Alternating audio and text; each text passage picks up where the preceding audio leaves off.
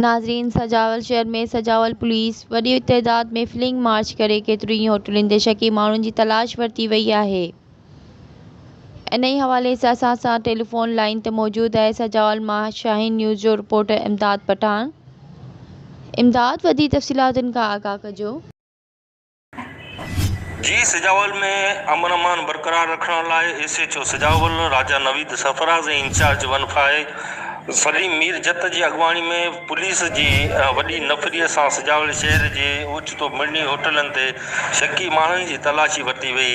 इन दौरान SHO राजा नवीद सरफराज़ जो चवणु हो त अमन अमान बरक़रार रखण लाइ शहरियुनि वापारियुनि खे मुकमल तौरु यकीन दहियानी थो करायां त ॾोही वारदातुनि खां उन्हनि खे तहफ़ुज़ फ़राहम कयो वेंदो। शहर में ॾींहुं राति गश्ती एहलकार मुक़ररु कया विया आहिनि। शहर जे मुख्य बाज़ारनि चौराहनि ते एहलकार चौकस आहिनि जीअं शहरी तोड़े वापारी ऐं ख़रीदार ॾोहारियुनि खां बेखौफ़ हुजनि। इन समेत शहर जे दाख़िली ऐं रवानगी रस्तनि ते पिणु एहलकार चौकस आहिनि। इंशा अल्लाह ॾोहनि जी पहाड़ पटी वेंदी ऐं रूपोश ॾोहारियुनि, मंशियात फ़रोशनि तोड़े ॿियूं ॾोही वारदातूं कंदड़नि ख़िलाफ़ पिणु ऑपरेशन जारी आहे।